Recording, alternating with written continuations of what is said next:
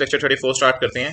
अच्छा, ये मैं इस फॉर्म में आपके सामने इसलिए प्रेजेंट कर रहा हूँ कि लेक्चर के दौरान ना एक दो जगह पे वॉइस दबी है, तो जिसकी वजह से वो एक दो स्टूडेंट्स ने फीडबैक दिया कि हमें सुनने में मसला आया है। तो वो 4 एरिया से मैंने आइडेंटिफाई किए हैं। वैसे तो वो रेपिटेशन इतनी हो जाती है लेक्चर में, आपको पता है चीज़ों की बार बार, कि वो बात वैसे भी समझ आ जाती है, लेकिन फिर भी अगर समझ नहीं आई तो कोई मसला नहीं। आपको मैं लेक्चर शुरू करने से पहले ही ये चीज़ एडवांस में बता रहा हूँ। अच्छा जी, जिस वक्त हमारा लेक्चर चल रहा होगा यार, उसमें अप्रॉक्सीमेटली 33 मिनट के करीब ना 33 मिनट के करीब मैं एक किताब के पेज के ऊपर जाऊँगा। वो किताब का जो पेज होगा वो होगा पेज 463। पेज 463 पे ये जो पहला बुलेट है ना, पहला बुलेट, ये देखें पहला बुलेट, पहले बुलेट में ये मैं लफ्स बोलूंगा, वो शायद सुनाई ना दे। इंश्योर डेटा क्लाइंट और employing organisation receives a competent professional service. तो कॉम्पिटेंट प्रोफेशनल सर्विस, अगर आप किताब खोलें पेज 463 और कॉम्पिटेंट प्रोफेशनल सर्विस का मतलब लिख लें, यानी जहां आप नौकरी कर रहे हैं उनको आप एक अच्छी सर्विस दें, ये मतलब है बस सिंपल सा कॉम्पिटेंट प्रोफेशनल सर्विस। एक और लफ्स मैं बोलूंगा based on current technical and professional standard. इसमें भी हल्की सी शायद आवाज दबी है। तो करंट स्टैंडर्ड्स कौन से होते हैं? करंट स्टैंडर्ड्स ऑनलाइन करके अगर लिखें, जो इस वक्त आपके पास लेटेस्ट स्टैंडर्ड है, वो पुराने स्टैंडर्ड नहीं 1990 वाले, जो लेटेस्ट स्टैंडर्ड आपके पास हैं, इससे मुराद करंट स्टैंडर्ड्स हैं। ये दो बातें आपने आई होप लिख ली होंगी उर्दू में इस पेज के ऊपर जो मैंने बताई। अच्छा, एक और इशू यहीं पे आएगा आपको तकरीबन वीडियो में 39 मिनट्स के करीब। मैं ये लफ्ज बोलूंगा, नीचे देखें इनहेरेंट लिमिटेशंस ऑफ सर्विस। इसके बाद मैं आपको उर्दू में एक मिसाल लिखवाना चाहूंगा। उस मिसाल में मैंने ये लफ्ज बोला है उर्दू का, जो मैंने आपको येलो से इधर हाईलाइट किया हुआ है। ये 4 जगहों पे मसला है, ये मैंने हाईलाइट किया हुआ है, इसकी बेशक आप तस्वीर भी खींच लें। तकरीबन इतने मिनट्स पे ये मसला है। सीए को किसी ने कहा कि रिकॉर्ड्स चेक कर दो। अब रिकॉर्ड्स का लफ्ज दबाए, जिसकी वजह से बच्चों को रिकॉर्ड्स का लफ्ज समझ नहीं आया, तो रिकॉर्ड्स का लफ्ज वहां मैं बोलना चाह रहा हूँ। तो आप अब कैसे याद रही है आपको ये बात लेक्चर सुनते हुए? तकरीबन 39 मिनट्स के करीब लेक्चर में मैं ये लफ्ज बोलूंगा, सीए को किसी ने कहा, तो ऑब्वियसली वो फिर आगे जो लफ्ज दबेगा वो रिकॉर्ड्स का लफ्ज होगा। हल्का सा सुनाई दिया वैसे वो। अच्छा, ये दूसरी जगह एक इशू था। आगे जी, आगे चलते हैं। आगे मोहतरम ये है कि जिस वक्त आप लेक्चर के अंदर जो है वो चल रहे होंगे, तो तकरीबन 53 मिनट्स के करीब जो है वो आपके सामने इस तरह की एक पिक्चर नजर आएगी।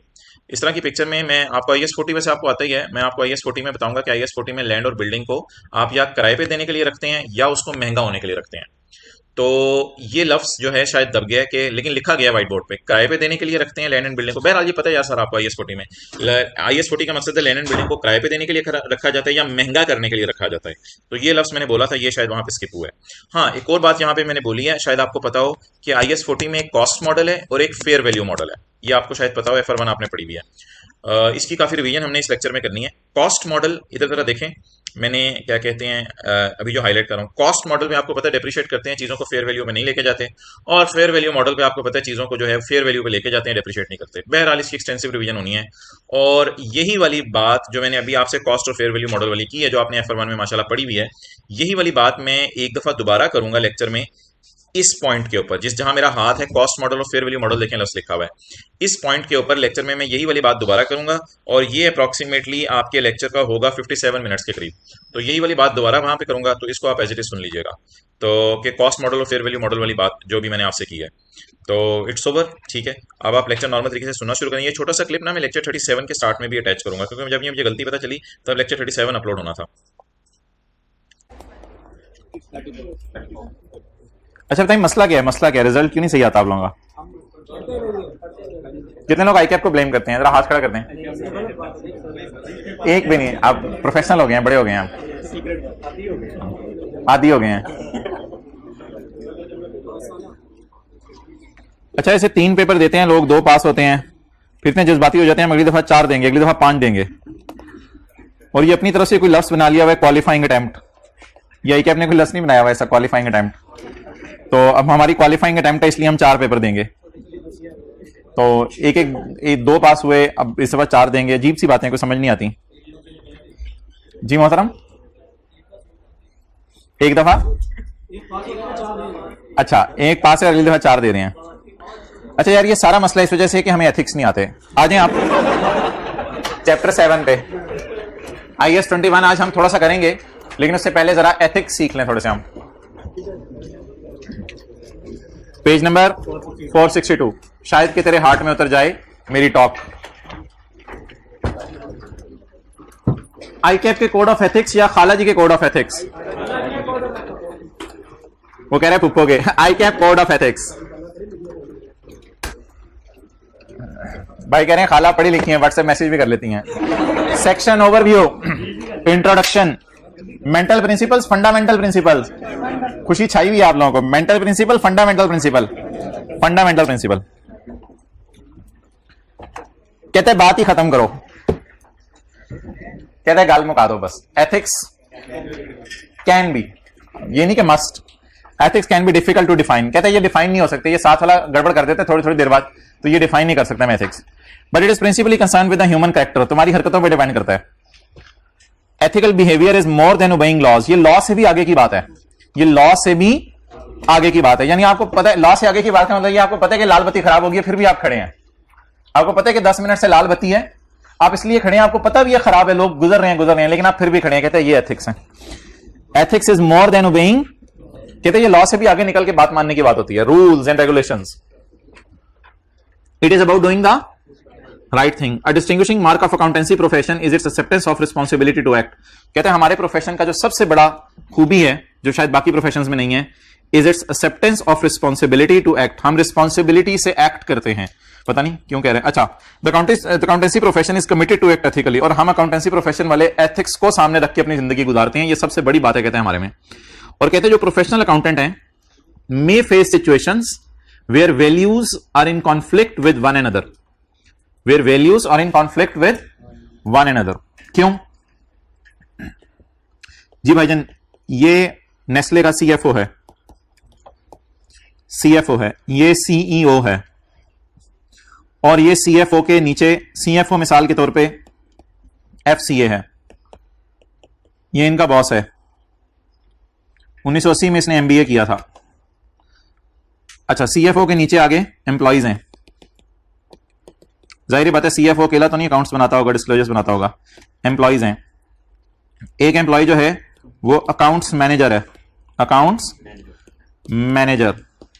एक है असिस्टेंट अकाउंट मैनेजर, एक है असिस्टेंट अकाउंट्स मैनेजर। ये डिफरेंट पोस्ट्स हैं। ये भी एफसीए, सीए की इसको 10 साल हो गए हैं, ये भी सीए करके आया है, इसको 3 साल हो गए हैं। क्यूएम में इसकी 2 अटेम्प्ट्स लगी थी। तो अब एथिक्स किसके ऊपर अप्लाई होंगे? वो एमबीए के ऊपर अप्लाई होंगे या नीचे वाले तीनों पे अप्लाई होंगे?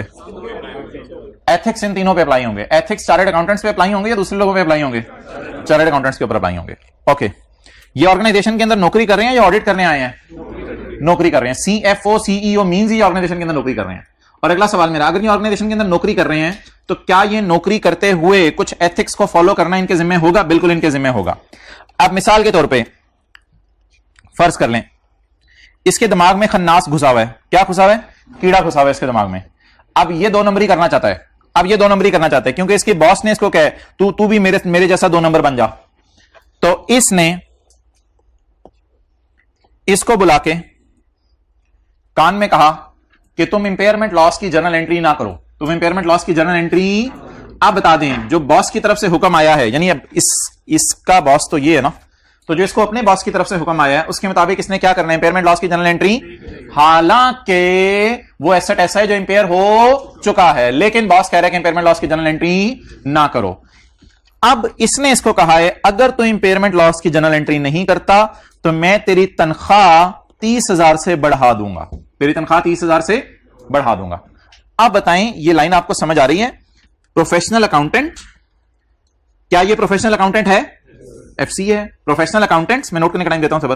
प्रोफेशनल अकाउंटेंट में फेस अ सिचुएशन, ये किसमें फंस गया? एक सिचुएशन में, मुश्किल में फंस गया, where values are in conflict with one and other. Values are in conflict with one and other due to responsibilities towards employers. Responsibilities towards employers. Values क्या हैं? वैल्यूज हमें यह सिखाती हैं बॉस की बात मानो, वैल्यूज हमें यह भी सिखाती हैं इंटरनेशनल अकाउंटिंग स्टैंडर्ड मानो। ये दोनों हमें वैल्यूज ने सिखाया है, लेकिन क्या ये वैल्यूज इन कॉन्फ्लिक्ट हैं या इस वक्त सेम साइड पे चल रही हैं? इन कॉन्फ्लिक्ट है। वैल्यूज सिखाती हैं बड़ों की बात मानो और वैल्यूज सिखाती हैं कि अकाउंटिंग स्टैंडर्ड मानो, लेकिन बड़े ही क्या करने को कह रहे हैं? गलत काम करने को कह रहे हैं। तो इसलिए कौन सा चैप्टर लगाना पड़ेगा? एथिक्स का चैप्टर लगाना पड़ेगा। एथिक्स चैप्टर में हम सीखेंगे क्या? हम सीखेंगे ये कि बॉस कौन से प्रिंसिपल्स वायलेट कर रहा है। एथिक्स चैप्टर में हम सीखेंगे कि एम्प्लॉय को इसमें खतरा क्या है, और फिर हम ये भी सीखेंगे इस चैप्टर में एम्प्लॉय के बचने के तरीके क्या है, बचे कैसे अब इससे। ये नहीं आपने फौरन कह देना जा नौकरी छोड़ दें, कई और भी बचने के तरीके हो सकते हैं। तो ये 3 चीजें हम सीखेंगे, बॉस कौन सा प्रिंसिपल वायलेट कर रहा है, दुनिया कौन सा बुनियादी असूल वायलेट कर रहा है एथिक्स का, और एम्प्लॉय को क्या खतरा है इस सूरत में, और एम्प्लॉय उस खतरे से कैसे बच सकते हैं। 3 बातें सीखनी है इस चैप्टर में सिर्फ। नंबर 1, बॉस कौन सा प्रिंसिपल वायलेट करे। नंबर 2, एम्प्लॉय को क्या खतरा है इस सूरत में। तीसरी बात, एम्प्लॉय इस खतरे से कैसे बच सकता है। तो अभी ये सारी तमहीद बांधी जा रही है, प्रिंसिपल्स अभी यहां से शुरू होने लगे हैं।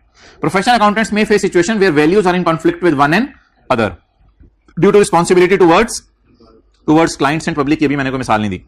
सो आईकैप ने ये सोचा, ऐसे हालात को सामने रखते हुए, ICAP has a code of conduct. ICAP ने एक कोड ऑफ कंडक्ट बना दी विच मेंबर्स सीएस और आप लोगों ने भी मस्ट फॉलो।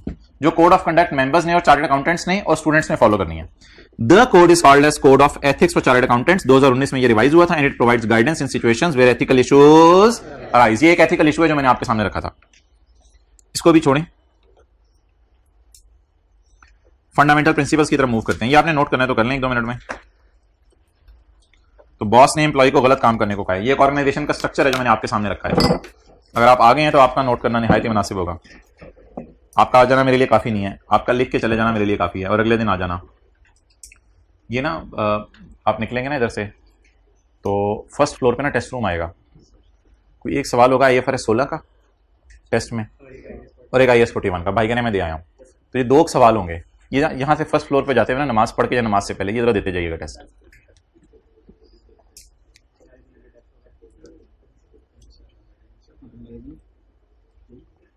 साथ वाले को लेके जाइएगा, खींच के प्यार से पकड़ के।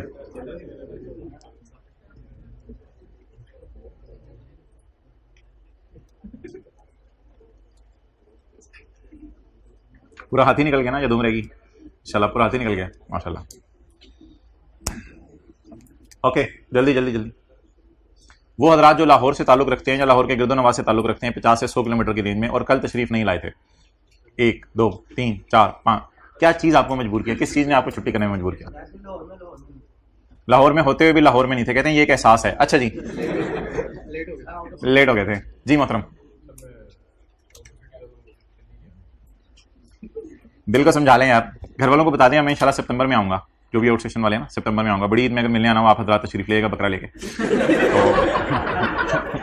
तो मैं इंशाल्लाह जो है वो क्या आऊंगा, या फिर कलेजी मुझे भेज दीजिएगा, ज्यादा वरान भेज दीजिएगा, ठीक है?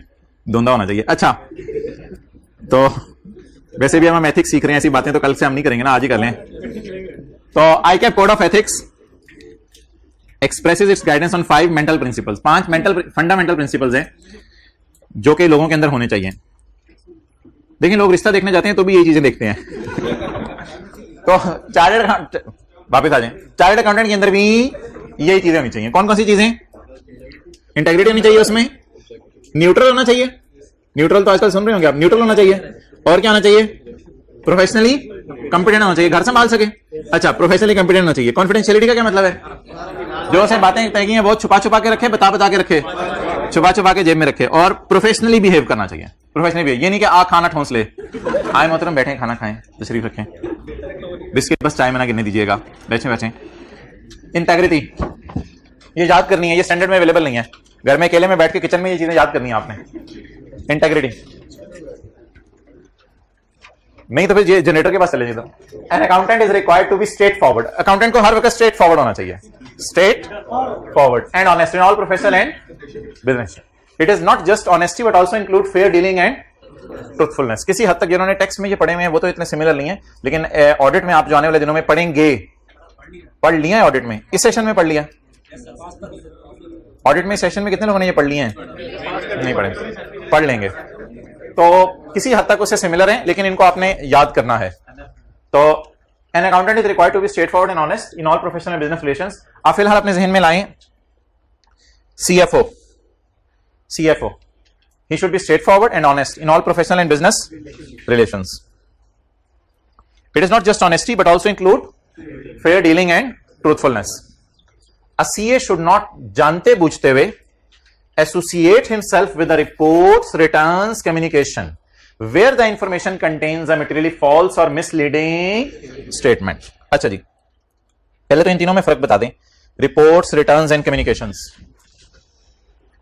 रिपोर्ट मिसाल के तौर पे एनुअल रिपोर्ट, जिसे आप अकाउंट्स भी कहते हैं। रिटर्न मिसाल के तौर पे इनकम टैक्स की रिटर्न। कम्युनिकेशन मिसाल के तौर पे ईमेल्स। अच्छा, अब आप जरा सोच के बताएं कि आप एक जगह पे नौकरी कर रहे हैं और आपको यह कहा गया है कि मोहतरम आपके ईमेल एड्रेस से एक ईमेल जानी है जिसमें लिखा होगा कि लाहौर डिवीजन की सेल 4 मिलियन है, लेकिन आपको पता है कि इस 4 मिलियन में 1 मिलियन की सेल शेखुपुरा की डाली गई है ताकि लाहौर की सेल को बढ़ा के शो किया जाए। तो ये ईमेल आपसे करवाई जा रही है, तो क्या आप अपने आप को ऐसी कम्युनिकेशन से एसोसिएट करना बीइंग अ चार्टर्ड अकाउंटेंट पसंद करेंगे? पसंद करेंगे? नहीं करेंगे? नहीं करेंगे। आ सीए शुड नॉट जानते बूझते हुए associate himself with the communication where the information contains a materially false और मिसलीडिंग स्टेटमेंट, और where information contains information furnished recklessly. Recklessly क्या? मिसाल के तौर पे आपको कहा कि मोहतरम आप ऐसा करें, आप हमें बता दें कि इस साल कराची के अंदर कितनी एडवर्टाइजमेंट हुई।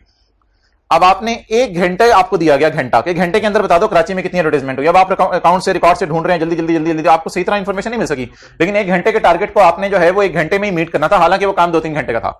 अब आप काम आसानी से करेंगे या रेकलेसली करेंगे? तो रेकलेसली अगर काम हो रहा हो तो आप इनकार कर दें, आप कहें आई will not associate my self knowingly with this information.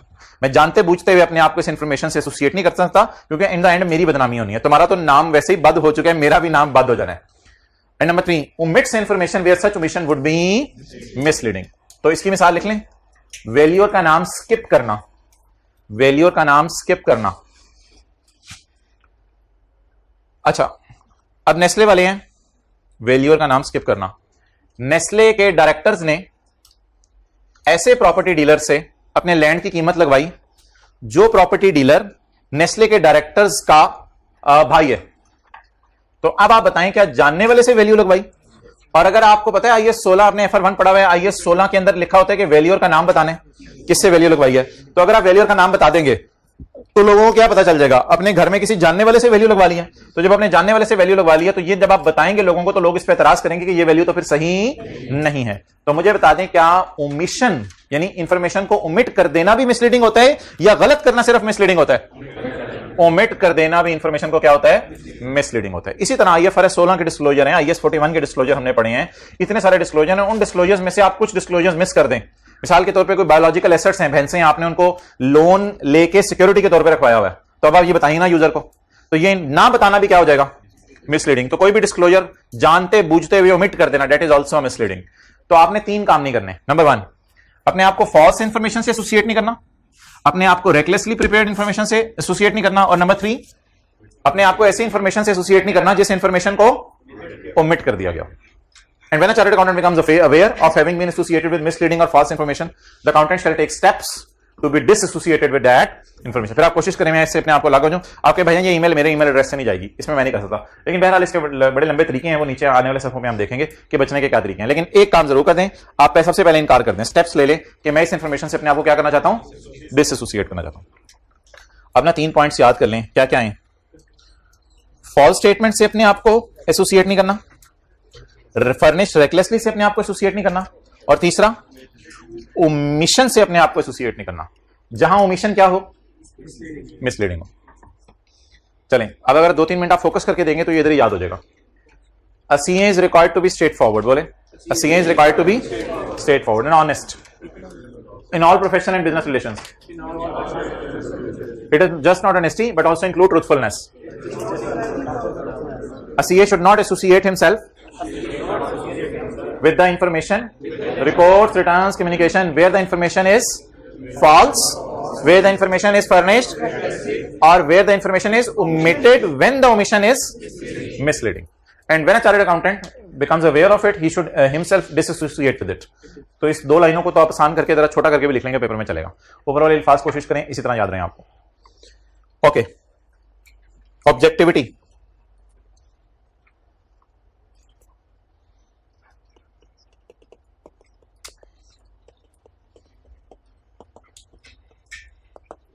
Public duty और प्राइवेट इंटरेस्ट के अंदर वर्सेस मैच होगा, पब्लिक ड्यूटी और प्राइवेट इंटरेस्ट में मैच होगा। पब्लिक ड्यूटी आपकी क्या है? पब्लिक ड्यूटी आपकी ये है कि आपने जो है वो लाल इशारे पे रुकना है, और प्राइवेट इंटरेस्ट क्या है? क्लास लेट हो रही है, डन, तो आप तोड़ निकल आएंगे।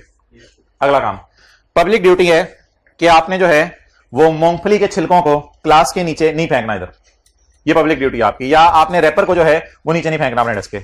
लेकिन प्राइवेट इंटरेस्ट क्या है, अब अपने बैग में डालूं, छोड़ो परे।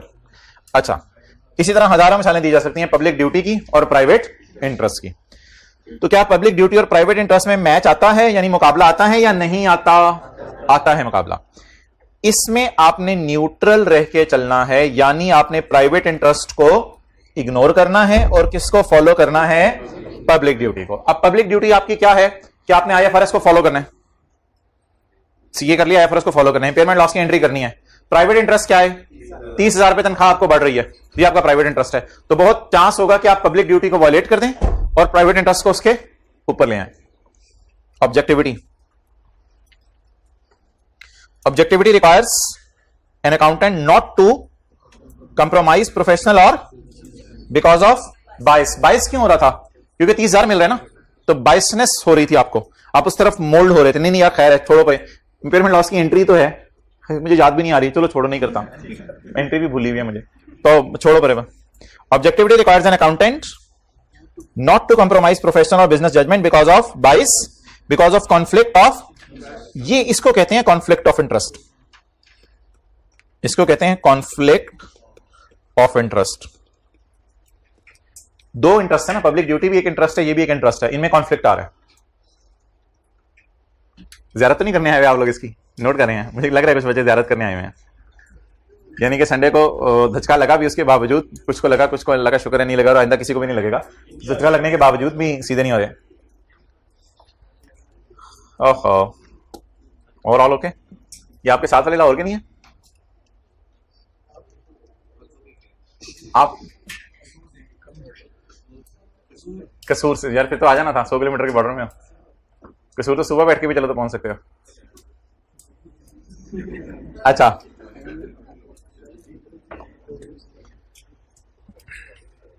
और undue influence of others. Undue influence of others क्या हो सकता है? हाँ, बॉस के कहने पे अनड्यू इन्फ्लुएंस ऑफ अदर्स। तो अनड्यू इन्फ्लुएंस से भी आप न्यूट्रल नहीं रह पाते, अनड्यू इन्फ्लुएंस से भी आप न्यूट्रल नहीं रह पाते। अनड्यू इन्फ्लुएंस क्या होता है? मिसाल के तौर पे ऐसी मिसाल दे रहा हूं, कोई टीचर जा रहे थे इशारे पे, तो आपने देख लिया कि टीचर ने ही अगले की मोटरसाइकिल में गाड़ी मारी है, और आपको पता है कि मेरे टीचर ने गाड़ी मारी है। अब आप टीचर आपको कहेगा कोई नहीं यार, इधर आ जरा, इसको समझा रहा तरीके से कि इसका कसूर है। तो अब आप ड्यू फेवर दे रहे हैं टीचर को या अनड्यू? ये अनड्यू इन्फ्लुएंस है, ठीक है, ये नहीं होना चाहिए। चलें जी आगे। चार्टर्ड अकाउंटेंट, और इस सूरत में जरा एक अपने आप को रख के सोचें, ना चाहते हुए भी शायद आप फेवर कर दें, ये असल में साइकी है मैन की, तो ये मैं समझाना चाह रहा हूं, ना चाहते हुए भी आप शायद टीचर की फेवर कर दें, हालांकि आपको करनी नहीं चाहिए। तो ये स्टैंडर्ड समझाना चाह रहे हैं कि अनड्यू इन्फ्लुएंस आप जिंदगी में ले लेते हो ना चाहते हुए भी। आपको पता है कि आपके भाई ने 7 लोगों का शीशा तोड़ा, आपने भाई गायब कर दिया। अच्छा, आपने कहा कोई बच्चा आया था शीशा तोड़ गया, वो बच्चा पीछे डिग। अच्छा, chartered accountant should not undertake a professional activity, ऐसी एक्टिविटी आपने नहीं करनी if a circumstance or a relation unduly influence the accountant's professional judgment regarding that activity। थोड़ी सी इंग्लिश जरा मैं समझाने की आपको कोशिश करता हूं, अजीब सी इंग्लिश उसने लिखी है, लेकिन बात बड़ी आसान सी है। A chartered accountant should not start a professional activity, undertake से मुराद start या do, जो भी लफ्ज आपको अच्छा लिखे। A chartered accountant shall not start a activity if circumstance or relation unduly influence the accountant's professional judgment regarding the activity. आप ऐसी एक्टिविटी स्टार्ट ही ना करें जिस एक्टिविटी से आपको लग रहा हो कि अनड्यू इन्फ्लुएंस आ जाएगा, आप ऐसी एक्टिविटी स्टार्ट ही ना करें। होंडा एटलस कार्स को शहबाज शरीफ का फोन आया कि मोहतरम आपने हमारे लिए और हमारे खानदान के लिए 15 गाड़ियां निकलवा के देनी है। अब आपको पता है कि गाड़ियों के ऑर्डर पहले ही पुराने कस्टमर्स के पेंडिंग है, अब ये नया ऑर्डर पकड़ेंगे तो मसला आएगा। आपको आपके बॉस ने बुलाया और आपके बॉस ने बुला के कहा ये ऑर्डर आपने एग्जीक्यूट करवाने और ये डिलीवरीज आपने ही करवानी है, पुराने कस्टमर भाड़ में जाएं, ये हुकूमत की तरफ से आ गया ऑर्डर, तो आपने ये 15 गाड़ियां उनके घर वालों के लिए फौरन निकलवा के देनी है, अगले 2 से 3 दिन में आपने अपने आप को रिपोर्ट करना है। अब आप वहां पे एक्टिविटी के मौके पर इंकार कर दें। A chartered accountant should not start a activity, should not start a if circumstances जो आपको नजर आ रहे हैं इस वक्त सामने, सर्कमस्टांसेस और relations unduly influence the professional judgment। आपकी प्रोफेशनल जजमेंट पे ड्यू इन्फ्लुएंस होगा या अनड्यू इन्फ्लुएंस होगा? अनड्यू इन्फ्लुएंस होगा regarding that activity. Regarding that activity लफ्ज काटने कोई मसला नहीं, बस यहां तक भी लिखना काफी होगा। तो लिखें ऐसी एक्टिविटी स्टार्ट नहीं करनी जिससे अनड्यू इन्फ्लुएंस बाद में लेना पड़े। ऐसी एक्टिविटी स्टार्ट नहीं करनी जिससे बाद में अनड्यू इन्फ्लुएंस लेना पड़े। फूंक फूंक के कदम रखने हैं, फूंक फूंक के। वो कदम ही क्या जो बेफूंक के रखे।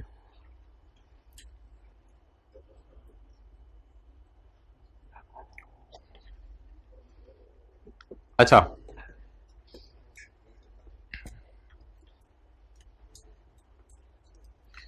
आपके पास कोई बंदा आया, उसने आपको कहा कि मैं आपको जो है वो 3 लाख फीस देता हूं, आप मुझे IFRS 2 शेयर बेस्ड पेमेंट्स के डिस्क्लोजर बना दो। आपने कहा कोई मसला ही नहीं, ये और बात है कि आपने स्टैंडर्ड पढ़ा ही नहीं हुआ और ना आपको इसका नाम पता है और आपने जाके CA फाइनल में पढ़ना है। कोई मसला ही नहीं यार, रिलैक्स हो जाओ, कोई मेरा डिस्क्लोजर है ना, इसके नेट नोट से देके आपने उठा के उसको पकड़ा दिया। तो कहते हैं you are not competent, if you are not competent then you should not do it. मिसाल के तौर पे ENT के पास एक बंदा गया और वो बेचारा भी जो है वो शरीफ था, ENT वाले को जाके कहते हैं भाईजान मेरी हार्ट सर्जरी कर दी। ENT वाले ने कहा कोई नहीं, पहले मैं इंशाल्लाह यही काम करता था, आए लेटें। बंदा मारना है तो जितनी इस्तेदाद हो उतना काम कीजिएगा, ज्यादा काम करने की जरूरत नहीं है, चाहे पैसे डबल ही क्यों ना आ रहे हो। क्लियर? तो प्रोफेशनली आपको क्या होना चाहिए? कॉम्पिटेंट होना चाहिए। अगर प्रोफेशनली कॉम्पिटेंट हैं तो ठीक है, वरना वो काम ना करें। लेकिन इसका मतलब ये नहीं कि टेस्ट आज का नहीं देना कि I am not professionally competent. तो इसमें तो कूदना ही है चाहते ना चाहते हुए। ENT वाले ने ईयर तो ठीक करना ही है। बीइंग अ CA, बीइंग देखें आपको बैठे बैठे पहुंचा देता है। Being a CA requires learning over मरते दम तक। कहते CA के बाद आप ये ना सोचना CA करने के बाद पढ़ाई खत्म हो जानी है। CA करने के बाद भी स्टैंडर्ड आते रहेंगे, क्योंकि जब हमने CA किया था IFRS 16 नहीं था, जब हमने CA किया था IFRS 15 नहीं था, लेकिन वो पढ़ाना पड़ा, पढ़े तो पढ़ाएगा फिर। तो कहते CA करने के बाद याद रखना लर्निंग आपके साथ जुड़ जाएगी, तो CA करने के बाद भी आपको पढ़ना पड़ेगा। Being a CA requires learning over entire working life. हाँ, जब आप वर्किंग खत्म कर लें, बूढ़े हो जाएं, बेड रेस्ट पे चले जाएं, आप टांगे कबर में चली जाएं, तो फिर आप ठीक है, आप पढ़ना छोड़ दें, आप छोड़े पर IS 2 की क्या टेंशन है, लोअर ऑफ कॉस्ट करें, NRV करें, जो मर्जी करें, लोग आगे बाद में जाएगा। द प्रिंसिपल रिक्वायर्स, प्रिंसिपल साहब और vice principal, principle requires an accountant to attain and maintain. Attain and maintain में क्या होता है? अटेन एंड मेंटेन में क्या होता है? इस्त्री किए हुए कपड़े तो पहनने बड़ी आसान है, उसकी इस्त्री बरकरार रखना बड़ा मुश्किल है। तो इसी तरह नॉलेज ले लेना तो बड़ा आसान है, लेकिन BRS बनाना, याद रखना वो बड़ा मुश्किल है। पता ही नहीं अनप्रेजेंटेड को ऐड करते हैं, लेस करते हैं, भूल गई भी BRS की बातें। तो कहते हैं अटेन भी करनी है चीजें और मेंटेन करके बाद में मेंटेन भी करनी है। तो बोलते हैं attain maintain, attain maintain, attain maintain. घर में भी बोलना है, अम्मी मैं अटेन भी करूंगा, अम्मी मैं मेंटेन भी करूंगा, अम्मी मैं अटेन भी करूंगा, अबू मैं मेंटेन भी करूंगा। अटेन मेंटेन दो काम करने हैं CA के करने के बाद। क्या करने हैं? अटेन भी करना है, मेंटेन भी करना है। Attain and maintain knowledge and skill at a level, at a required to ensure that client or employing organization, client तो जिसके लिए आप ऑडिट वगैरह कर रहे हैं वो होगा ना, असल में employing organization ज्यादा इंपॉर्टेंट लगता है। employing organization Nestle, so that client or employing organization receives and technical and professional का क्या मतलब है? हाँ, इस वक्त के जो स्टैंडर्ड्स हैं, ऐसा ना हो कि कोई बहुत ही पुराना स्टैंडर्ड आपने याद किया हो, जो बातें उसमें ऑब्सोलीट हो गई हो। आपने स्टैंडर्ड्स में जो चेंजेस आएंगे उनसे अपने आप को क्या रखना है और रेलेवेंट लॉ से भी अपडेट रखना है। Act diligently, carefully, diligently, carefully, act carefully and in accordance with applicable technical and professional standards। Competence attain करने की बात होने लगी है मेंटेन करने की। मेंटेन करने की, अटेन करने की। मेंटेन करने की training professional competence requires a, ठीक है रखें, ओह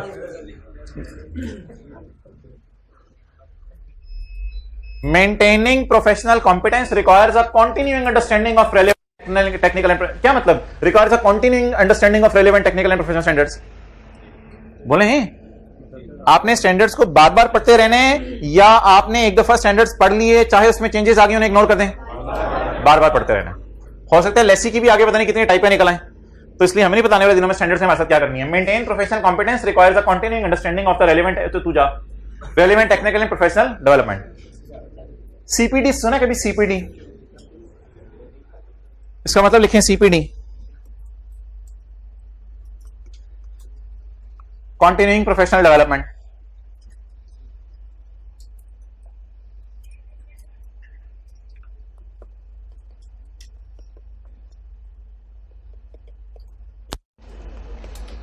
अगर CA करने के बाद कोई बंदा अपने नाम के साथ ACA या FCA लगवाना चाहता है और पापड़ वाला नहीं लगवाना चाहता, तो अबू बकर उधर स्मूथली चल रहा है काम, वेल डन।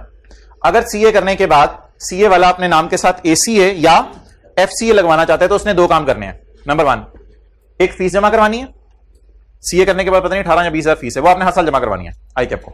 एक फीस जमा करवानी है, उसकी टेंशन शुरू होगी 4,000 यार, और सीए के बाद भी फीस ही जमा करानी है तो छठो यार, नहीं कर लो खैर है।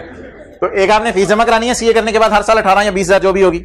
दूसरा आपने एक काम ये करना है कि आई कैप में कॉन्टिन्यूइंग प्रोफेशनल डेवलपमेंट के सेमिनार्स होते हैं, वो आपने जाके अटेंड करने हैं।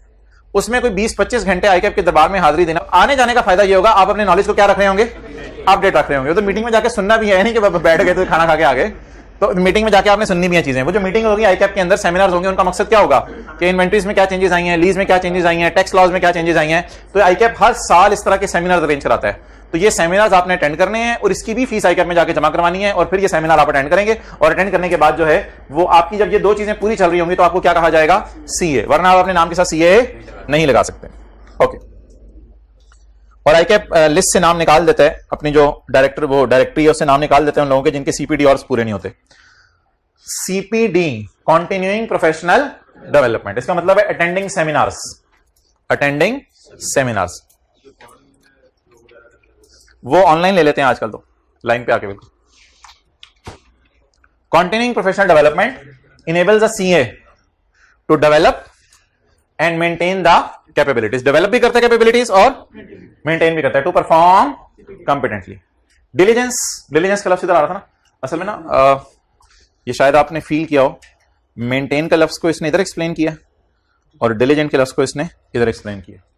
Diligence includes the responsibility to act in accordance with the requirements of an assignment, यानी जो भी असाइनमेंट आपको काम मिला है उसको रिस्पॉन्सिबिलिटी से अदा करना है, that is called as diligence, जिसे मैंने केयरफुल कहा है, केयरफुल रह के काम करना है। इस लाइन का क्या मतलब है, इन कंप्लाइंग विद दिस प्रिंसिपल, इस प्रिंसिपल को फॉलो करने के लिए आ CA shall ensure appropriate training. इस प्रिंसिपल को फॉलो करने के लिए आपको अक्सर और बेशतर क्या लेनी पड़ेगी, ट्रेनिंग लेनी पड़ेगी। वही जैसे सीपीडी का है मैंने, in complying with this principle a CA shall ensure appropriate training and shall ensure appropriate supervision of staff working under him. इसका मतलब बताएं, अगर आपकी सीए फर्म है तो जो आपके नीचे वाला स्टाफ है उसे भी आपको क्या करना पड़ेगा, ट्रेन करना पड़ेगा।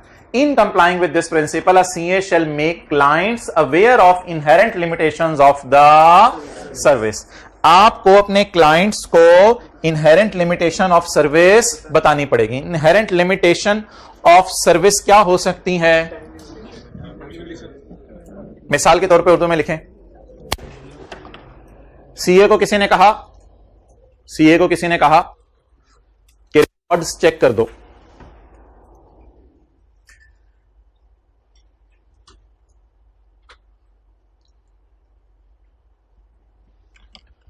तो सीए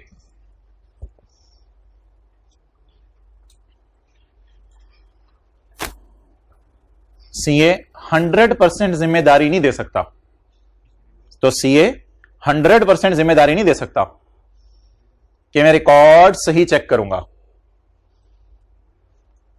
सीए 100% जिम्मेदारी नहीं दे सकता कि मैं रिकॉर्ड सही चेक करूंगा। जिन्होंने ऑडिट पढ़ा हुआ है, यानी एब्सोल्यूट एश्योरेंस नहीं होगी, रीजनेबल एश्योरेंस होगी, रीजनेबल एश्योरेंस होगी। यानी आप एक हद तक ही अगले को कह सकते हैं, आप जिस हद तक पॉसिबल हो आप कहेंगे यार इतना ज्यादा काम, अब जाहिर बात है आपने साल में पूरा काम किया है, मैं आपकी एक एक फिगर तो वेरीफाई नहीं कर सकता, एक फिर ये टेस्ट तो नहीं है कि मैं किसी का चेक कर दूं, ये साल के किए हुए काम को महीने 2 के अंदर चेक करना है, क्योंकि फिर अगले साल का काम भी आ जाएगा आपका, तो इसलिए 1-2 महीने में आप पे लगा सकता हूं, उसमें मैं रीजनेबल हद तक कोशिश करूंगा।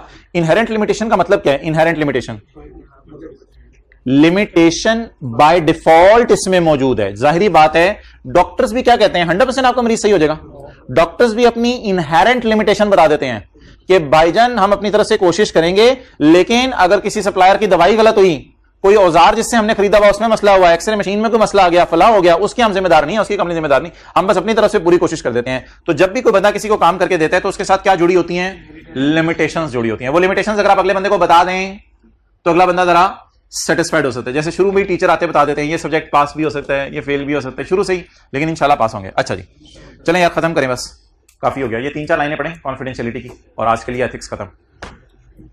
कॉन्फिडेंशियलिटी क्या होता है, अब्बू की बात अम्मी को नहीं तानी, अम्मी की बात अब्बू को नहीं तानी, तो confidentiality, a chartered accountant shell ensure that confidentiality of information acquired in course of business और शैल इंश्योर द कॉन्फिडेंशियलिटी, अंडरलाइन बस इस बात को लें, shall ensure the confidentiality.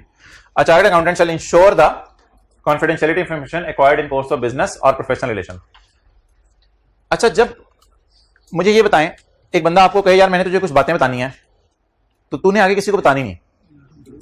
अब अगर आप उसको तसल्ली दे दें तो वो फ्रीली बातें बताएगा और ज्यादा बातें बताएगा ना, ये बता रहा है। This facilitates free flow of information. फिर वो अपने दिल की सारी आपके सामने रख देगा। लेकिन अगर आप उसे कहें तूने ये बातें किसी को नहीं बतानी और आपकी शक्ल से लग रहा हो आपने बता देनी है, फिर वो फ्रीली इंफॉर्मेशन फ्लो करेगा या रोक रोक के फ्लो करेगा? रोक रोक के। तो फ्री फ्लो कब होगा और रोक रोक के फ्लो कब होगा? जब अगले को तसल्ली मिल जाए कि आपने अगली बात किसी को नहीं बतानी।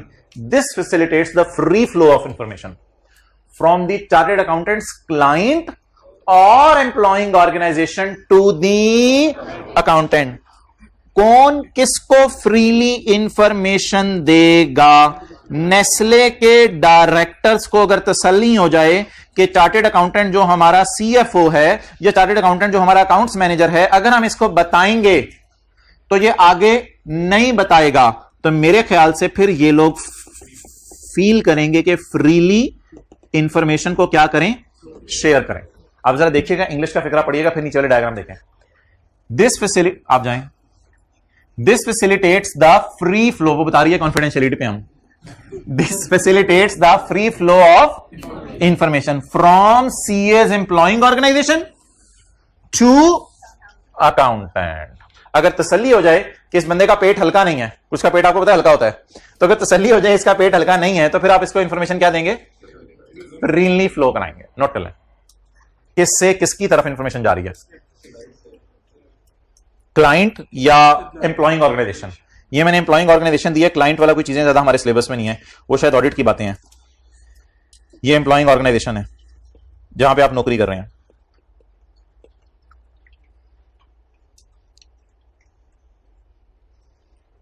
अच्छा, कहते हैं रिश्ता टूट जाने के बाद भी आपने ये बातें नहीं बतानी।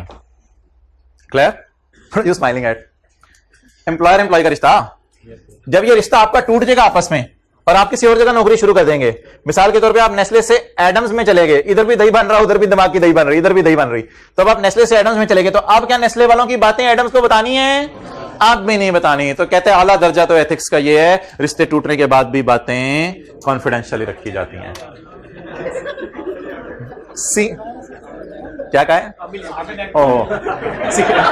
CA shell comply with this principal, CA shell comply with this even after the end of रिश्ते का जहाज। रिश्ते का जहाज टूट भी जाए तो आपने इस इंफॉर्मेशन को आगे disclose between the accountant and employing organisation. Accountant employing organisation के दरमियान मैं जरा नजर मार लूं अगले सफे पे क्या है।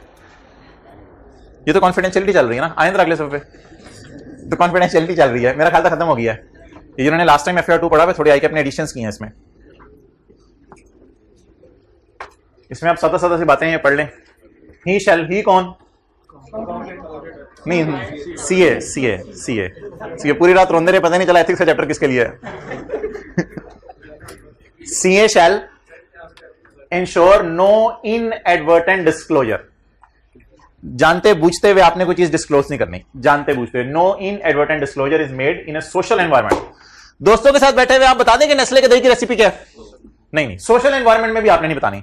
And to close business associate और इमीडिएट और क्लोज, ताकि बेगम को भी नेस्ले वाले दही कैसे बनाते हैं, वो दही इधर जमाने लग जाएगी। क्लियर? तो ensure no inadvertent disclosure is made in a social environment and to close business associate और इमीडिएट और क्लोज फैमिली मेंबर। किसी को आपने ये इंफॉर्मेशन डिस्क्लोज नहीं करनी। ओके, चले। कौन? CA shall maintain confidentiality of within the employing or disclosed by a prospective employing organisation. का मतलब बताएं। एक तो नेस्ले वाली इंफॉर्मेशन कॉन्फिडेंशियल रख रहे हैं, नहीं ये पहले वाली नहीं होती भाईजान, ये फ्यूचर वाली होती है। अंग्रेजियां सही कराओ अपनी, ये प्रोस्पेक्टिव पास्ट नहीं होती, प्रोस्पेक्टिव फ्यूचर होती है।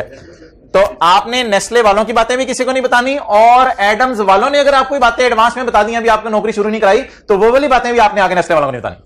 क्लियर? कौन? CA. CA shall not disclose confidential information outside employing. और ये बात तो वहीं कवर होगी, सोशल एनवायरमेंट टाइप भी वही चीज थी। तो ये आउटसाइड एम्प्लॉइंग ऑर्गेनाइजेशन आपने यानी नेस्ले से बाहर निकल के भी कहीं ये इंफॉर्मेशन नहीं बतानी। पता चले आप जहाज में बैठे हो, जहाज बन जाए और जहाज में कोई बंदा मिले, आप उसको इंफॉर्मेशन दे रहे हो, तो किसी को भी आपने नहीं इंफॉर्मेशन बतानी। सीए शैल, अच्छा आपने खुद भी नहीं दही बनाने की फैक्ट्री खोल लेनी उधर से फॉर्मूला पकड़ के। CA should not use information for the personal advantage or for the advantage of a third party, दोस्त वगैरह, दोस्तों को भी इंफॉर्मेशन नहीं बतानी, इवन आफ्टर द टूटना ऑफ रिश्ता। A CA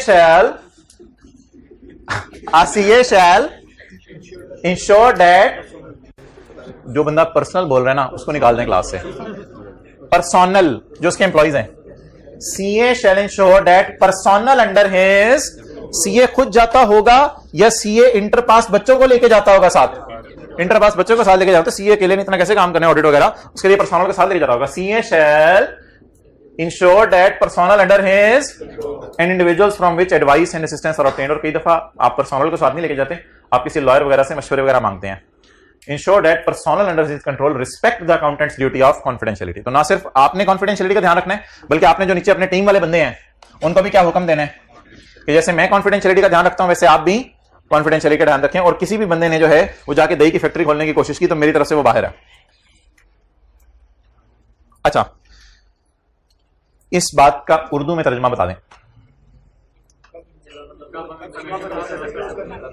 3 जगह हैं जहां कॉन्फिडेंशियलिटी की धज्जियां बखेर दें और बैली को हल्का कर दें, कोई मसला नहीं, इंफॉर्मेशन डिस्क्लोज कर दें, छिप के रखें जिसे आप कहते हैं, कोई मसला नहीं, टेंशन नहीं लेनी आपने।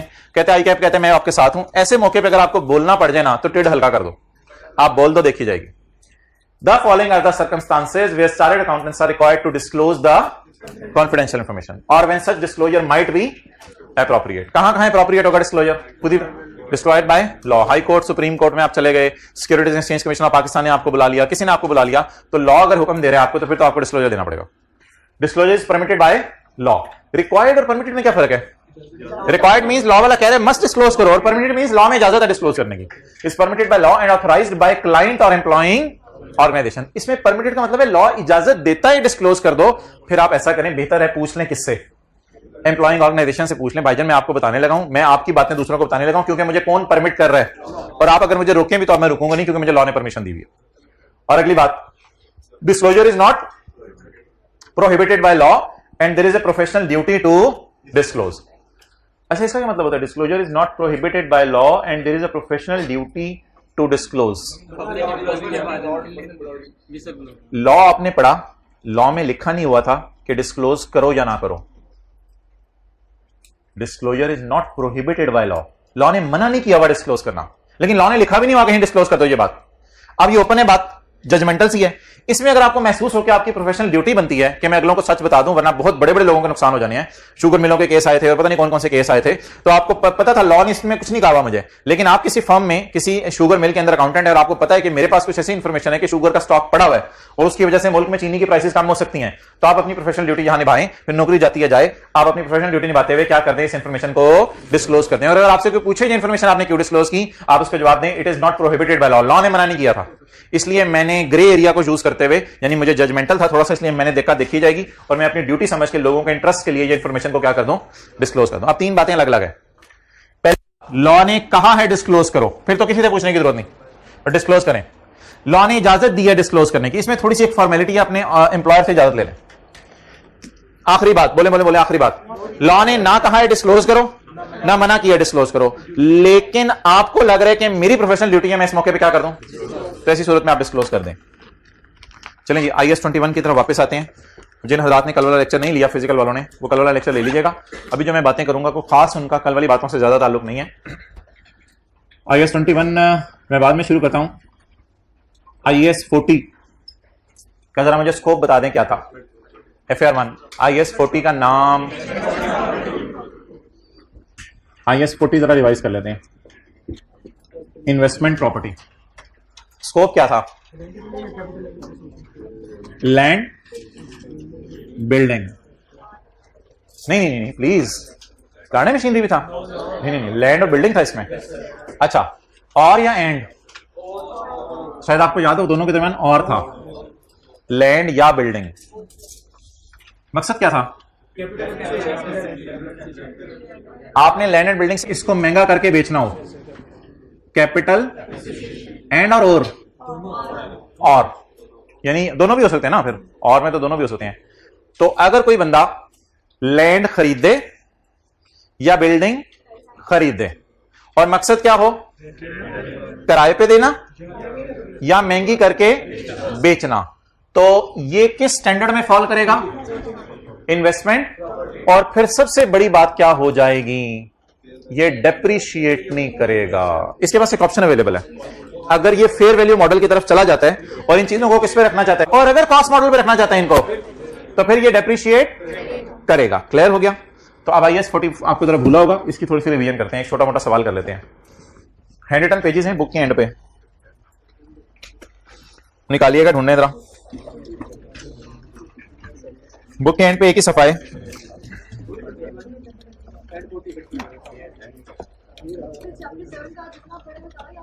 चैप्टर 7 कौन, हाँ हाँ हाँ हाँ, ये जो एथिक्स पार्ट है सारा याद करना पड़ेगा, और कोई हल नहीं इसका। अच्छा, हजरात पूछ रहे हैं, एक भाई ने पूछा कि पेपर में आता है, असल में जो पेपर में आता है ना उसके लिए क्लासें इंशाल्लाह हम अगस्त में शुरू करेंगे। तो अभी यार क्यों बुलवाता है यार, मुझे क्यों बुलवाता है यार, इसके खड़ा करो यार। आता है पेपर में, आता है, याद करना है। अच्छा, इसलिए मैंने शुरू में बता दिया था स्टैंडर्ड में अवेलेबल नहीं है, लेकिन फिर भी आप सवाल पूछा करें, कभी कभी मैं ऐसी बात करता हूं तो माइंड ना किया करें। अच्छा, क्योंकि अभी आपको फॉर्म में जाके पता नहीं क्या क्या मैनेजर्स करते हैं, तो इसलिए थोड़ा से पहले दिन तो आपको भेज देते हैं, जाओ जाके फोटोकॉपी करा के लाओ, और फिर नहीं हो रहा होता तो कहते हैं वो मशीन है, जाओ खुद फोटोकॉपियां करो। फिर आप कहते हैं oh no I am doing CA, I will not do photocopy. तो फॉर्म में जाती है आपको फोटोकॉपी करनी सिखाई जाएगी। भाईजान आप आ जाएं, आपका क्या मूड है आज? Oh man, now interested. अच्छा जी, ये किताब के अंदर सफा है 7 वाले की, लिखा तो पर IAS 21 है, लेकिन डिस्कशन ऑफ IAS 40 हम करने लगे हैं थोड़ी सी for IAS 21। Land and building या लैंड और बिल्डिंग, अगर बेचने के लिए रखी है ना आपने लैंड बिल्डिंग, तो फिर तो आपको पता है इन्वेंट्रीज का स्टैंडर्ड लगेगा। और अगर लैंड एंड बिल्डिंग आपने किस पर्पस के लिए रखी है, एडमिनिस्ट्रेशन पर्पस के लिए, तो फिर तो IAS 16 लगेगा। लेकिन अगर लैंड एंड बिल्डिंग रेंटल के लिए रखी है, किराए पे देने के लिए, या लैंड एंड बिल्डिंग महंगी होने के लिए रखी है, एंड और, तो फिर IAS 40 लगेगा। IAS 40 initial recognition, initial measurement और सब्सिक्वेंट मेजरमेंट। IAS 40 FR 1 वाला रिवाइज हो रहा है। Initial recognition, recorded if cost can be measured and future economic benefits are probable. ये हर स्टैंडर्ड में ही होता है तकरीबन, बायोलॉजिकल एसेट में भी होता है, इंटेंजिबल। IAS 16 में भी यही बात है, कॉस्ट पता चल जाए, फ्यूचर इकोनॉमिक बेनिफिट आने हो तो एसेट को डेबिट कर लो। डेबिट करो कितने से, वो मेजरमेंट में डिस्कशन होगी। इनिशियल मेजरमेंट भाईजान कॉस्ट पे होती है, इनिशियल मेजरमेंट फेयर वैल्यू नहीं हो सकती। इनिशियल मेजरमेंट हमेशा किस पे होगी, कॉस्ट पे, including necessary cost such as professional fees etcetera, को नाम लगवाने के खर्चे। सब्सिक्वेंट मेजरमेंट या कॉस्ट मॉडल पे या फेयर वैल्यू मॉडल में।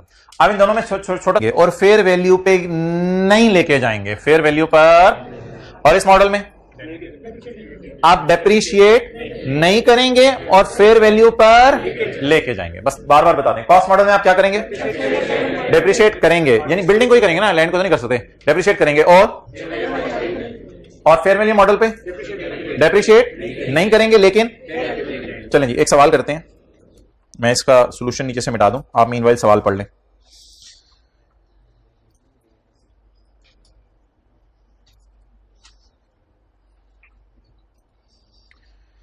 Land and building is purchased on 1 January 2011 for ₹70 including land of 30।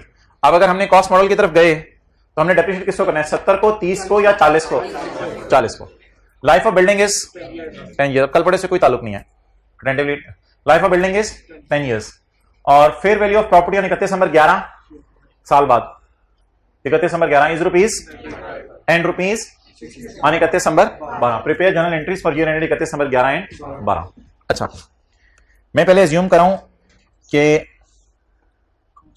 कौन सा मॉडल है, कॉस्ट मॉडल, तो मैंने क्या मिटा दिए। और अगर मैं एज्यूम करूं फेयर वैल्यू मॉडल है तो मैं क्या मिटा दूं, लाइफ मिटा दूं। तो let's assume that we are using cost model. चलिए जी एंट्रीज करें।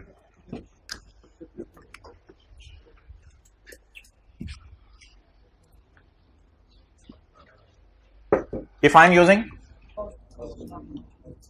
कॉस्ट मॉडल तो मेरे P&L में डेप्रिसिएशन डालनी है, इसलिए मैं डेप्रिसिएशन भी निकालनी है। डेट ऑफ परचेज 1 जनवरी 11, बोलें जी। इन्वेस्टमेंट प्रॉपर्टी डेबिट या biological asset debit, investment property debit, पूरे 70 से कर दें, कोई मसला नहीं। डेप्रिसिएशन के वक्त अलग अलग कर देंगे, अलग अलग लैंड एंड बिल्डिंग डेबिट करने की जरूरत नहीं है। Investment property debit, cash credit. और 31/12/11 depreciation debit, accommodation credit. Total cost कितनी है दोनों की? उसमें लैंड की, तो बिल्डिंग की लाइफ 10 साल। 40 divided by 10 years. Number of months पे करने की जरूरत नहीं क्योंकि यकम जनवरी 11 को खरीदी हुई है। और 31/12 डेप्रिसिएशन डेबिट जी, स्ट्रेट लाइन मेथड है वही रखें, 4 नोट करने की जरूरत नहीं। तो ये कौन सा मॉडल यूज हो रहा है? कॉस्ट मॉडल यूज हो रहा है। दूसरा कौन सा मॉडल है? इसमें क्या करूं? इसको डेप्रिशिएट नहीं करेंगे, तो डेप्रिसिएशन हमने मिटा दी। हमने इसको किस पे रखना है? आप फेयर वैल्यू पे। मेरा मशवरा है कि टी काउंट बना लें, इन्वेस्टमेंट का टी काउंट बना लें ताकि कैरी डाउन में फेयर वैल्यू आ जाए, फिर वही carry down fair value BD fair value बन जाएगी। तो अब एक वर्किंग करने लगा हूं मैं, फिर उसके बाद एंट्रीज करेंगे। फेयर वैल्यू मॉडल, लगता है ये लाइट फेयर वैल्यू मॉडल के लिए ही ऑन की गई थी आज। फेयर वैल्यू मॉडल वर्किंग, और ये इसकी वर्किंग के लिए ऑफ की गई थी जी। Investment property, India Pakistani investment property जी। यकम जनवरी 11 कैश। इनिशियल मेजरमेंट हमेशा किस में होनी है? कॉस्ट पे। अच्छा, fair value of the property, अब लैंड बिल्डिंग दोनों है। Fair value of the property is 95। किस दिन? 31/12/11 95। अच्छा, कैश के साथ भी यही होता है। सुबह राज में 70 रुपए रखे, साल के एंड पे वो 95 हुए थे। पैसे हैं क्या है? तो कैश के साथ ऐसे नहीं होता, लेकिन हर चीज के साथ कुछ ना कुछ ऐसे होता है। ऐसे बायोलॉजिकल एसेट के साथ होता है ऐसा, साल के शुरू में 10,000 के होते थे और साल के एंड पे 12-13,000 के होते थे, और उनमें हम कहते थे 2 वजह से चेंज आई है, या फिजिकल चेंज आई है या प्राइस चेंज आई है। कुछ बातें याद है? ये सब कुछ ही खा गई हैं छुट्टियां, तो ये याद है। तो इससे जमीनें और बिल्डिंग्स भी क्या हो जाती हैं? महंगी हो जाती हैं। तो आप बता दें जी, खुशा आया गमा आया? कितने का खुशा आया? 25 का। किधर डालें? P&L में डालें, P&L में डालें। फेयर वैल्यू गेन नाम लिख लें या P&L लिख लें, आपकी मर्जी है। फेयर वैल्यू गेन नाम लिखते थे, बहरहाल P&L कितना? 25। एक साल का कैरी डाउन, अगले का क्या बनेगा? कमाल कर दिया, F2 वालों को मुझे पता है। खीर नहीं होगी। कैरी डाउन क्या बनता है? Fraud down. कमाल होगी, साथ वाले कैसे करेंगे? कमाल होगी यार जमाल, आज तूने कमाल। हाँ जी, अगले साल का कैरी डाउन 65। जागते रहना भाइयों, बोर हो रहे हैं। 31/12/12 कैरी डाउन। अगर BRS शुरू करा दी फिर तो आपने ऐसे ही सो जाना है। 65। आप बता दें, ये लॉसी आया लॉसा आया? लॉसा आया। कितना? P&L या फेयर वैल्यू लॉस बैलेंसिंग कितना? 30। अब डेप्रिशिएट करें या मार्केट वैल्यू पे लेके जा रहे हैं? मार्केट वैल्यू पे लेके जा रहे हैं। करें जी। यकम जनवरी 11 बोले तो 70। डेप्रिशिएट करें या वैल्यू बढ़ाएं? वैल्यू बढ़ाएं। 2-3 बंदे आए, जरा हिम्मत करें, वैल्यू बढ़ाएं। हम होते आपकी जगह तो हम उठ के आ जाते, आप लोग बैठे रहते हैं। Investment property debit, P&L credit. अब वैल्यू क्या करें? बढ़ाएं घटाएं? P&L debit. Oh, we wasted our precious time.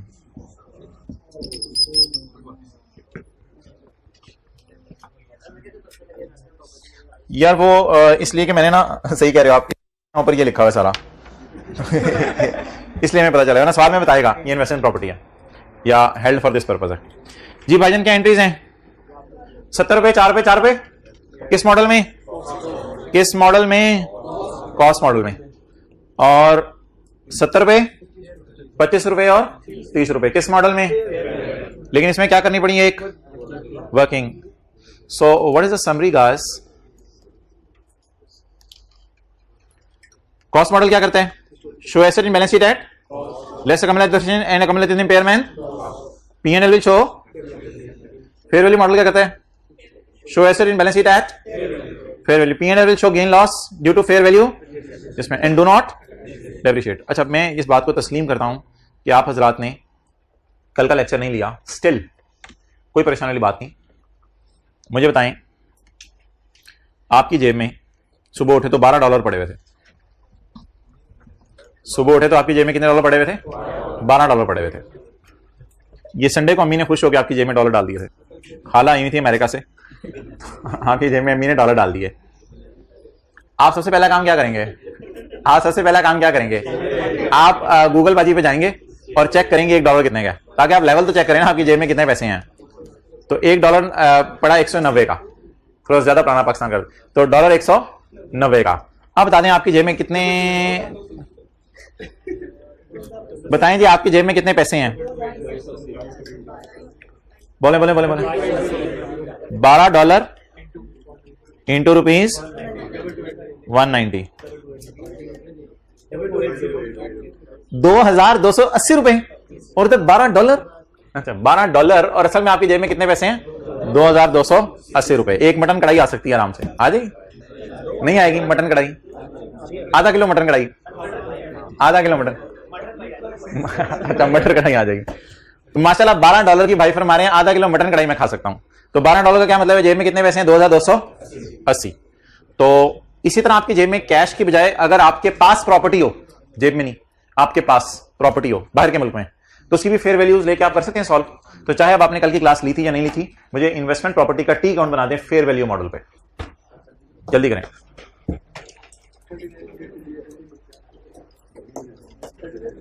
जल्दी कल वाली क्लास ली नहीं ली कोई मसला नहीं, बिल्कुल रिलैक्स लें और आप मुझे इन्वेस्टमेंट प्रॉपर्टी का टी अकाउंट बना दें। प्रॉपर्टी पाकिस्तान में है बाहर के मुल्क में है? बाहर के मुल्क में है।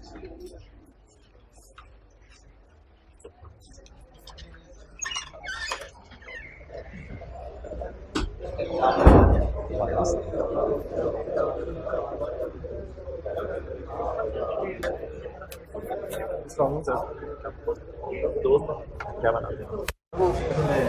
मेरा रिजल्ट है मुल्तान से फिर आना था तुम्हें, आ जाना था यार तुम्हें। भावल नगर ये 4 घंटे किधर थे? आ जाना था यार।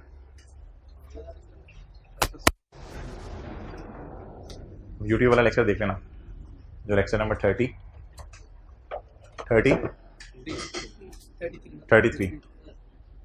करो जल्दी सॉल्व करो। हो गया, बन गया टी अकाउंट। इसमें रिसीवेबल तो नहीं है, ईयर एंड पैसे लगा नहीं, रिसीवेबल तो नहीं आ रहे।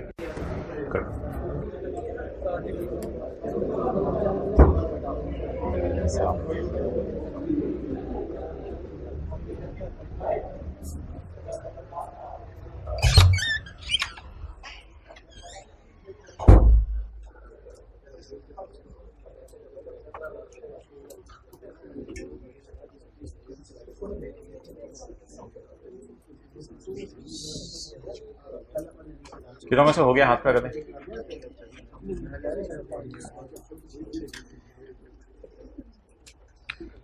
वही purchase property in USA for capital appreciation. तो प्रॉपर्टी यानी लैंड एंड बिल्डिंग हमने खरीदी है यूएसए में फॉर कैपिटल एप्रिसिएशन। तो बता दें कौन सा स्टैंडर्ड लगेगा? IS 40। कॉस्टिंग $30 ऑन यकम जनवरी 15। यकम जनवरी 15 को डॉलर कितने का? 130 का। साल के एंड पे वो प्रॉपर्टी कितने डॉलर की होगी? $70 की। यानी $30 से बढ़ के कितने डॉलर की होगी? $70 की। हो। और 2016 में जो कौन सा है? जो बाइडन, क्या कैसे बोलते हो? जो बाइडन, वही वाला बाइडन, वो बाइडन आया तो हमारी प्रॉपर्टी की कीमत गिर गई 70 से किस पे चली गई? 25 पे चली गई। तो अब आपसे सिर्फ जनरल एंट्री जिसकी मांगी है, तो पाक रुपीस के अंदर डेटा अवेलेबल है या बाहर के डॉलर के अंदर डेटा अवेलेबल है? डॉलर हमारी करेंसी है। शहबाज शरीफ का मैंने आपको प्लान नहीं बताया, 2-3 साल में हमारी करेंसी बन जानी है। अच्छा, हमने खरीद लेना अमेरिका को। अच्छा, तो we purchase the property in USA for capital appreciation costing $30 on यकम जनवरी 15। मैं खरीद लेना भाई फरमा रहे हैं जी। Investment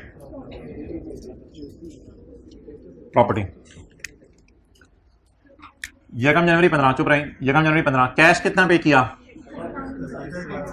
$30 into rupees 130। Must attend कीजिएगा लेक्चर नंबर 33 और फिर कल आइएगा तैयार होकर। $30 इंटू रुपीज 130 रुपीज 3900। ये एक मरले भी प्रॉपर्टी नहीं है, शायद एक गिफ्ट प्रॉपर्टी है ये जो हमने 3900 की खरीद लिया। नेक्स्ट, साल के एंड पे चेहरों पे मुस्कुराहट लाए यार, हद होगी तो देखें। साल के एंड पे ये प्रॉपर्टी कितने की होगी? $70 की होगी। 31 दिसंबर 15 कैरी डाउन $70 इंटू 130 94। असल में हमें लाइफ वगैरह दी नहीं हुई ना, इसलिए हम मजबूरन पे फेयर वैल्यू मॉडल ही लगा रहे हैं, डेप्रिशिएट तो कर ही नहीं सकते। वैसे बताया नहीं उसने? नहीं बताया नहीं हुआ। आप बता दीजिए 3900 वाली चीज किस पे चली गई? अच्छा यार, इसमें ये ना सोचिएगा कि प्रॉपर्टी भी महंगी हो गई है और डॉलर भी महंगा हो गया है। अलग अलग सोचने की जरूरत नहीं। किसने सोचा था ऐसा? हम नहीं कहते यार, छोड़ो यार, किसने सोचा था ऐसा? सादा सी बात है, प्रॉपर्टी भी महंगी हो गई, डॉलर शरीफ बोला करने सा, डॉलर शरीफ भी क्या हो गया? महंगा हो गया। तो इस चक्कर में ना पड़े, बस आप P&L निकालें। 5550 ओके। कैरी डाउन को क्या बनाते हैं? ओए होए ये आप कमाल करते हैं, वैसे दिल खुश हो जाता है। कैरी डाउन को क्या बनाते हैं? Brought down. आगे चलें जी, क्या करना है? प्रॉपर्टी कितने की हो गई? $25 की। और डॉलर कितने का हो गया? 132 का। 31 12 16। ब्रॉड डाउन नहीं, कैरी डाउन जी। कितने की हो गई? $25 की। और डॉलर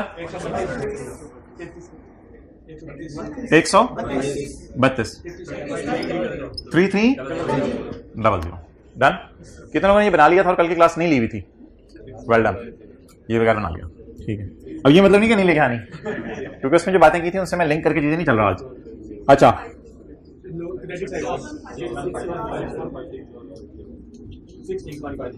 6150 एंट्रीज बता दें। पहले साल कितनी एंट्रीज होंगी? 2। अगले साल 1। पहले साल असल में खरीदने की एंट्री एक्स्ट्रा होगी ना एक। Investment property debit cash credit कितना? रुपीज 3900। हमारी प्रॉपर्टी तो उधर है, लेकिन हम एंट्रीज पाक रुपीज में करेंगे। इन्वेस्टमेंट प्रॉपर्टी डेबिट और P&L credit. Investment property credit और P&L debit. Investment property debit cash credit, investment property debit P&L credit, P&L debit investment property credit. अच्छा जी, अब आप हजरात मुझे ये बताएं,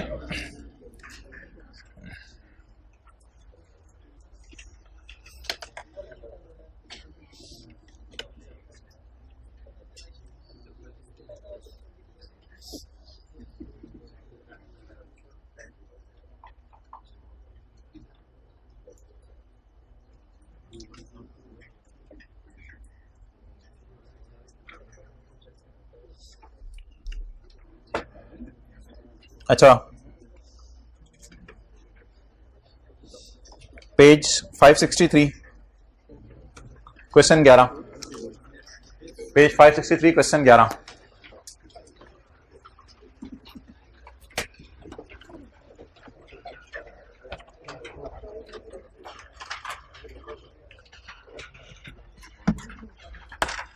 कायदेआज़म वाले नोट बैंक में रखवाए जा सकते हैं या घर में दराज में ही पड़े रहें? दोनों काम हो सकते हैं। कायदेआज़म वाले नोट घर में पड़े रहें या बैंक में भी रखवाए जा सकते हैं? किसी को पता है कायदेआज़म वाले नोट बिजनेस की दराज से बिजनेस के बैंक अकाउंट में जाने की एंट्री क्या कराते थे टीचर? Bank debit. और कायदेआज़म वाले नोट बैंक से निकलवाने की एंट्री क्या करवाते थे? Cash debit. तो what is the entry of bank deposit? Bank withdrawal नहीं बोल रहा, bank deposit, bank debit, cash credit. तो बैंकिंग्स या बैंक डिपॉजिट एक ही लफ्ज है, बैंकिंग्स या बैंक डिपॉजिट। और बैंक विड्रॉल या विड्रॉल एक ही लफ्ज है, वो है बैंक से पैसे निकलवाना। अच्छा, आपके पास पड़े हुए थे डॉलर घर में, आपके दिल में आया चूहा खाना जाए, आपके दिल के अंदर आया कोई लेके भागना जाए, आपके दिल के अंदर आया छोटा भाई को गड़बड़ ना कर दे, तो आपके पास पड़े हुए थे डॉलर, आपने जाके कहां जमा करवा दिए? बैंक में जमा करवा दिए। आप पाकिस्तानी कंपनी, आप एक पाकिस्तानी कंपनी है, साथ वाले की शक्ल देखें, आप एक पाकिस्तानी कंपनी है whose functional currency is रुपी। कोई बात बुरी लगा कर इग्नोर कर दिया करें, मैं घर से सोच के नहीं आता क्या बातें करनी है। आप Pakistani company whose functional currency is the आप कह रहे होंगे लेकिन बोलते हुए सोच लिया करें। अच्छा, Pakistani company host functional currency is the rupee. एक पाकिस्तानी कंपनी है, उसकी करेंसी कौन सी है? Rupee. Deposited $70 into a dollar account. Dollar account में पैसे रखवा दिए, तो डॉलर कहां पड़े हुए थे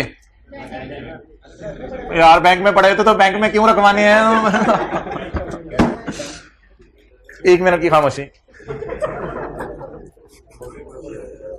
अच्छा चलें वापस आ जाएं, 1 मिनट पूरा हो गया। तो डिपॉजिटेड $70 इनटू करंट अकाउंट, तो कहां पड़े हुए थे? बिजनेस की दराज में पड़े हुए थे, दराज में पड़े हुए थे, गल्ले में पड़े हुए थे, संदूकची में पड़े हुए थे, जाके कहां जमा करवा दिए? बैंक में जमा। अब Pakistani company whose functional currency is rupees deposited $70 into dollar current account in a bank on यकम मार्च 2018। द कंपनी पेड से मुराद भी यहां डिपॉजिटेड होगा। The company deposited an additional $12 into account on 30 अक्टूबर 2018। और 30 अक्टूबर को जाके कितने डॉलर जमा करा दिया? और पहले कितने जमा कराए? 70। फिर कितने जमा कराए? जिस वक्त 70 जमा कराए थे वो कौन सा दिन था? यकम मार्च। जिस वक्त 12 जमा कराए वो कौन सा दिन था? साल के एंड का रेट क्यों दे रहे वैसे हमें? साल के एंड पे डॉलर का रेट चेंज हो गया होगा ना? डॉलर अपना जिगरी तो नहीं है कि उसे रोक के रखे हम एक जगह पे, ठीक है? डॉलर तो कभी ऊपर जाता है, कभी नीचे जाता है, कभी ऊपर चला जाता है, कभी फिर नीचे आ जाता है, ठीक है? तो फिलहाल आप मुझे इसकी टेंशन ना लें कि डॉलर ऊपर जा रहा है नीचे जा रहा है। फिलहाल आप मुझे ये बताएं कि यकम मार्च 18 को क्या एंट्री होगी और 30 अक्टूबर 18 को क्या एंट्री होगी? डॉलर में एंट्री करना पसंद करेंगे, कायदे आज़म में एंट्री करना पसंद करेंगे? एक्सीलेंट, कायदे आज़म में एंट्री करना पसंद करेंगे। तो कायदे आज़म में एंट्री ट्राई करें, हिम्मत सारे लोग कायदे आज़म में एंट्री।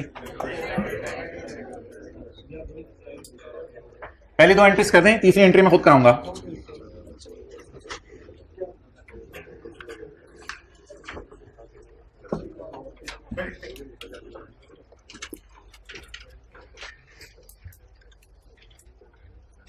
प्यार से कहीं साथ वाले से गाय एंट्री करो।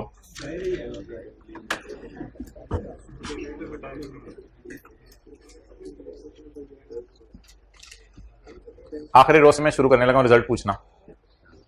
चलें जल्दी जल्दी आप एंट्री करें मीनवाइल। हाँ जी भाई, क्या बना?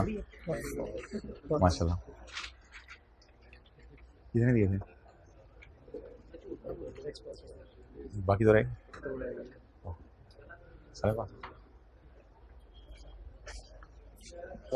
कितने दिए? 2। ओके। अच्छा जी, $70 आपने यकम मार्च को जब जमा करवाए तो एंट्री $70 से तो नहीं करेंगे, बूझ पेड़ मारेंगे बेटा, ₹5 में एंट्रीज करनी है। तो $70 अरब 120 रुपए पर डॉलर। डेट बताएं? यकम मार्च 18। बोले नहीं एंट्री? Bank debit. अच्छा, हुआ कुछ नहीं, वो जो डॉलर आपके पड़े हुए थे ना कैश में, वही आपने कहां रखवा दिए? यानी डॉलर आप तड़क हाथ में पकड़े हुए थे और वही आप कहां चले गए हैं? बैंक में चले गए। बैंक स्टेटमेंट में नजर आ रहे हैं। तो $70 कितने रुपए का डॉलर? 120 रुपए का। $70 इंटू रुपीज 128। खुदा के लिए लेक्चर 33 लेके आइएगा।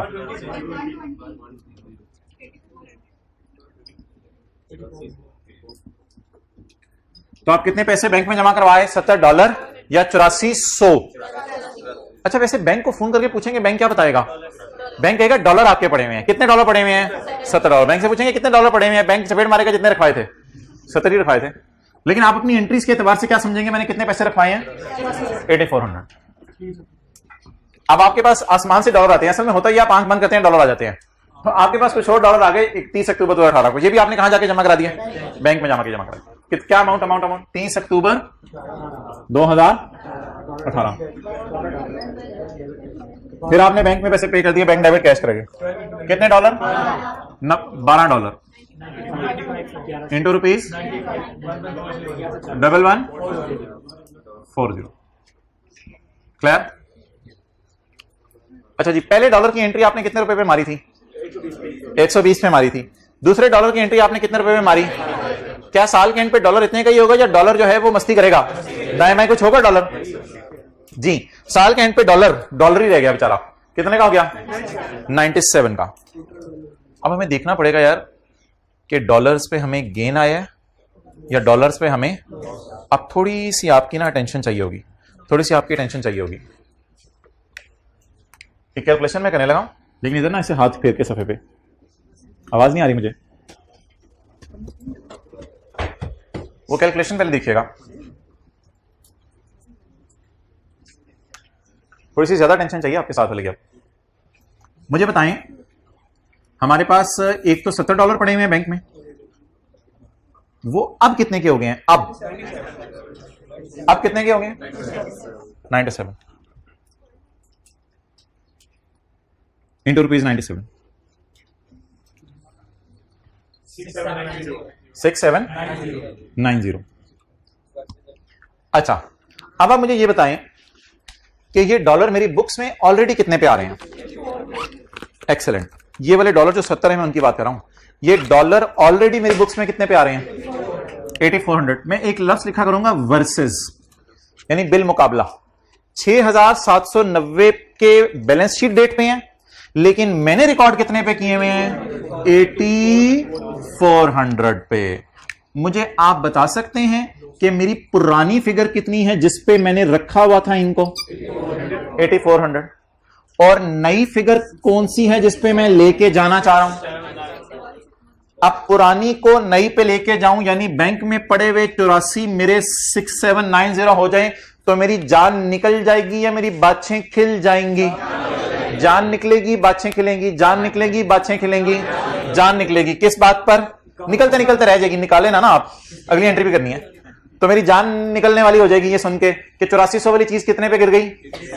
क्या मैं बाहर लॉस का लफ्ज लिखूं, गेन का लफ्ज लिखूं? लॉस कितना?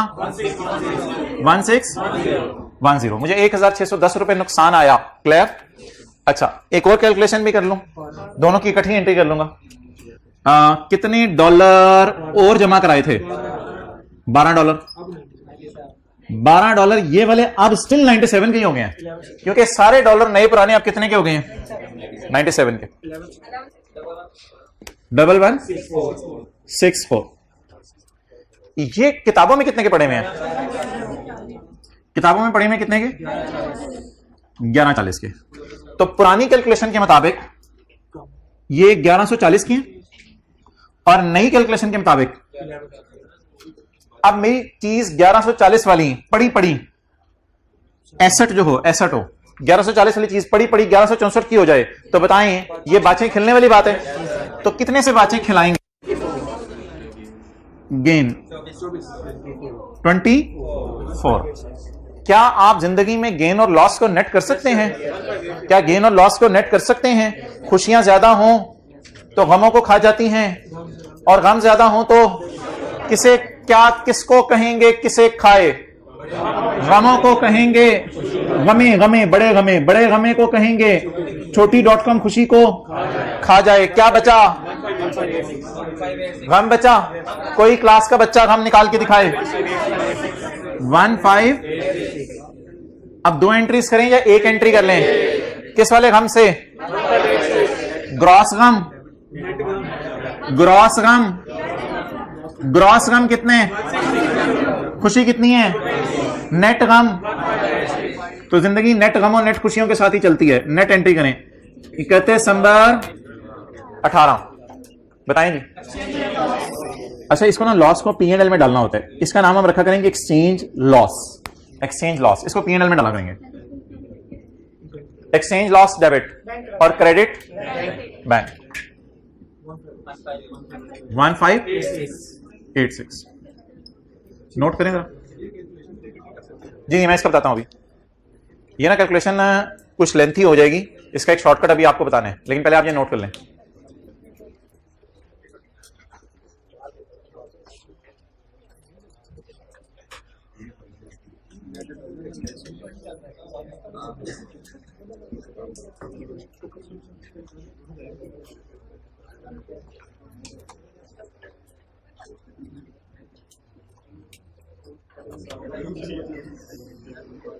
कुछ भाई कह रहे हैं कि इन दोनों को ऐड कर लें, इन दोनों को ऐड कर लें और फिर इनका डिफरेंस ले लें।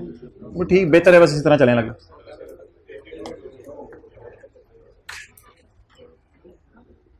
ओके, डॉलर कितने का हो गया?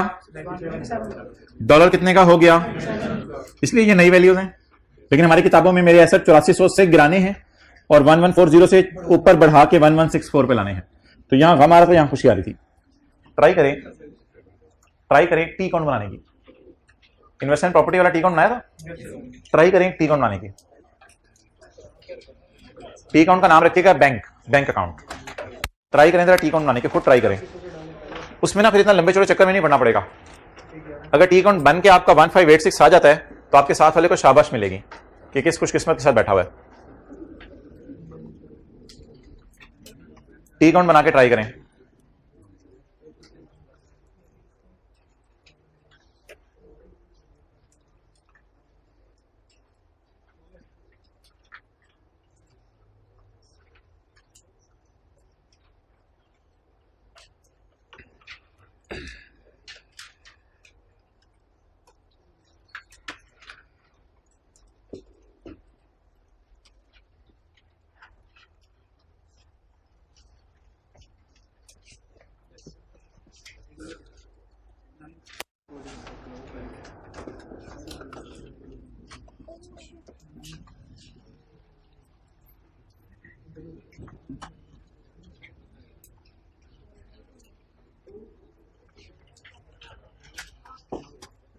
जी पहले उस क्लास वाले हाथ खड़ा करें, फिगर निकल आइए। चलें जी अब इस क्लास वाले हाथ खड़ा करें, फिगर निकल आइए। Well done. अच्छा इसमें ना एक सजेशन लिखें कि पहले डॉलर में अकाउंट कंप्लीट करना है, पहले डॉलर में अकाउंट कंप्लीट करना है। ये क्योंकि आने वाले दिनों में ये अकाउंट हम यूज किया करेंगे तो आपको हेल्प मिलेगी। पहले डॉलर में अकाउंट कंप्लीट करना है, वो मैं आपको कंप्लीट करके दिखाता हूं। समझ लें आप तसल्ली से। यकम मार्च 18 बैंक डेबिट कैश कितने डॉलर रखवाए, बस बस छोड़ने पड़े। अभी डॉलर में अकाउंट मुझे पूरा करवाएं पहले, फिर आगे तारीख बताएं। 30 अक्टूबर 18 कितने डॉलर रखवाए, 12। कैरेट डाउन भी डॉलर में निकाल दें। अब ये 82 ना यहां कहीं नहीं यूज हुआ था, 82 इधर आ रहा है इस मेथोडोलॉजी में। ये भी एक्सेप्टेबल है, टी अकाउंट बनाना भी एक्सेप्टेबल है। ज्यादा ट्रांजैक्शन हो जाए तो टी अकाउंट बनाना पड़ेगा वरना टाइम बहुत लग जाएगा। जी 31 दिसंबर 18। हिंट क्या दिया है, पहले क्या करें, डॉलर्स में अकाउंट पूरा करें। कितने डॉलर, 82 डॉलर पड़े हुए हैं बैंक में, 82 डॉलर बैंक में पड़े हैं। क्लियर। अब आप मुझे ये बता दें कि इस दिन रेट कितना था, 100। इस दिन 95, 11। चलें जी पहली एंट्री बताएं। बैंक डेबिट, यानी इस टी अकाउंट से भी तो एंट्रीज हो सकती हैं। दूसरी एंट्री बताएं, बैंक डेबिट 1140। अब क्या साल के एंड पे सारे डॉलर मेरे पास पड़े हैं, और ये सारे डॉलर कितने के हो गए हैं। अब मेरी बिलास है कि कौन से बड़े हैं कौन से कम हुए हैं, मैं ओवरऑल लेके चल रहा हूं चीजों को। 79। अब ये 7954 टाइप फिगर को यहां नहीं आई थी, मेरे ख्याल से इन दोनों का टोटल भी हो रहा हो 7954, शायद इन दोनों का टोटल हो, लेकिन हमने इस तरह चले नहीं थे। 7954 रुपीज बन गए। अब ये अकाउंट बैलेंस नहीं हो रहा, तो या तो एक्सचेंज गेन आ जाएगा या एक्सचेंज लॉस आ जाएगा। बताएं जी क्या आ रहा है, एक्सचेंज लॉस आ रहा है। लॉस इस साइड पे पता क्यों आता है, bank credit loss debit, bank credit loss debit. मेरे ख्याल से ये ज्यादा आसान तरीका है। 1586, ये 1586 डायरेक्ट निकला है। और इसकी एंट्री अब कैरेट डाउन की तो एंट्री होती नहीं। अब तीन एंट्रीज भी देख लें जरा। 8400 की एंट्री, 1140 की एंट्री, और 7954 की कोई एंट्री नहीं क्योंकि कैरेट डाउन है, और 1586 की एंट्री। बोले exchange loss debit, bank credit.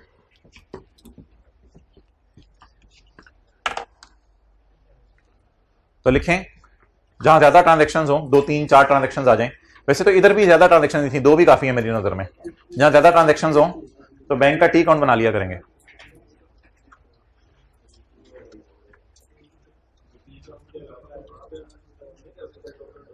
हाँ हाँ कर सकते हैं, कर सकते हैं, बस ये फिगर्स पता होनी चाहिए। दोबारा बोलो। 97 से ठीक है। और हाँ बिल्कुल सही है, सही है, नो प्रॉब्लम।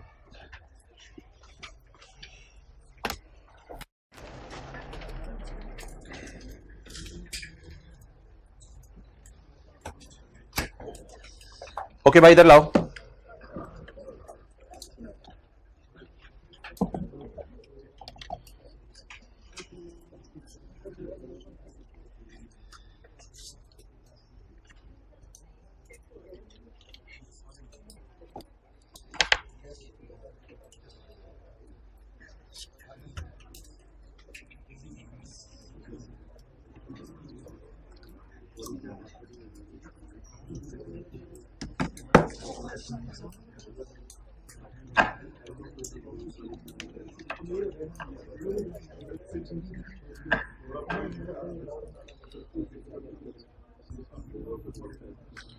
ओके जी भाईजान, ये क्या है? गाय गाय होगी मेरे ख्याल से तो। चलो, ये एक मैं आपको लफ्ज इंट्रोड्यूस कराने लगा हूं आपकी डिक्शनरी में, कल भी जाते हुए मैंने इंट्रोड्यूस करवाया था, वो जरा लफ्ज इंट्रोड्यूस करवाने लगा हूं। ये गाय इज ए पैसे, इस गाय को कह सकते हैं ये पैसे हैं, इसको बेच दें, बेच के रिसीवेबल बुक करें, बेच के रिसीवेबल बुक करें, उस रिसीवेबल के अगेंस्ट पैसे आएंगे ना, तो इस गाय को तो आप नहीं कह सकते वो देखो पैसे जा रहे। गाय ने ऐसे देखना है, गाय ने कहना है गाय यू आर गाय मी गाय, कौन थे पैसे? अच्छा,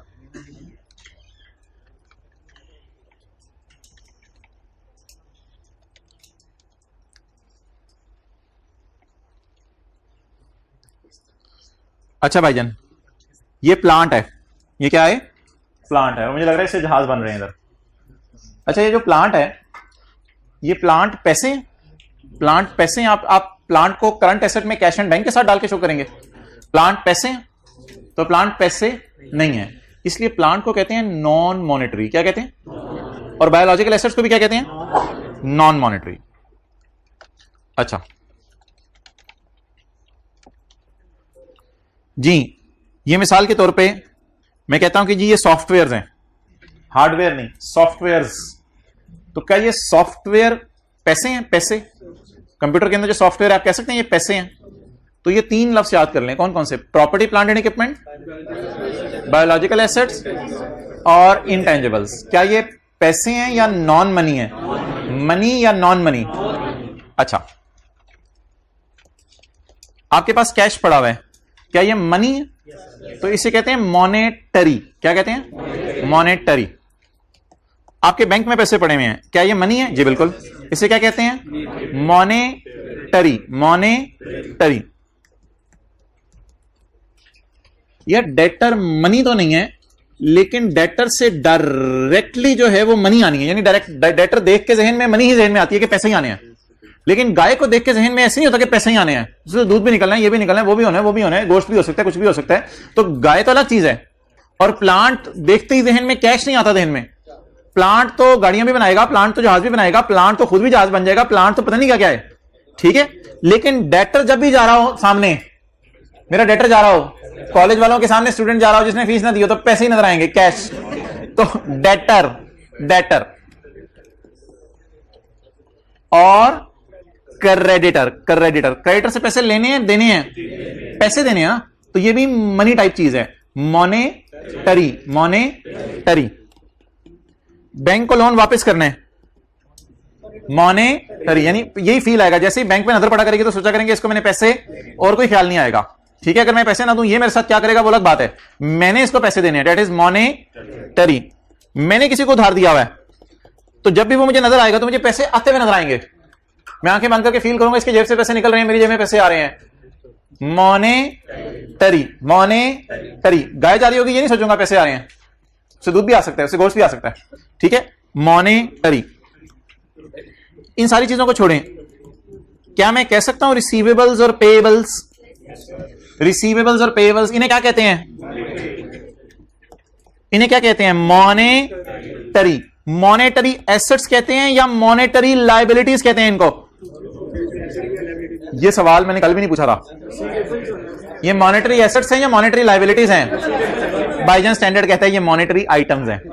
हाय हाय हाय, छोड़ो इन चक्रों में, क्योंकि ये एसेट है, ये लायबिलिटी है, ये लायबिलिटी है, ये एसेट है, तो कहते हैं इन चक्रों में ना पड़ो, एसेट है या लायबिलिटी है, इसका नाम मैं आइटम रखने लगा हूं। तो ये क्या है? मॉनेटरी आइटम्स हैं। अच्छा जी, अब मैं आपके सामने एक लफ्ज लिखने लगा हूं, रेंट पेएबल। इसको पकड़ के मैं सर्कल में डालूं ना डालूं, ये सर्कल मॉनेटरी आइटम्स क्या है, डालूं ना डालूं इस सर्कल में, सर्कल टूट तो नहीं जाएगा। रेंट पेएबल आपने इस्तेमाल कर लिया है घर, लेकिन आपने उसका किराया अभी तक पे, तो रेंट पेएबल का टी काउंट जब भी आपको नजर आएगा आपको क्या फील होगा, मैंने पैसे देने हैं। क्या मैं इसको पेएबल कह सकता हूं, इसको पेएबल में फिट करूं, इसको पेएबल कह सकता हूं, उसको उठा के इधर ले आए, दैट इज रेंट पेएबल। तो रेंट पेएबल भी क्या है, मॉनेटरी। जाए मॉनेटरी नॉन मॉनेटरी सोचते सोचते घर चले जाएं। होमवर्क मैं अब आपको नहीं दे रहा क्योंकि आपने कल वाला लेक्चर लेना है।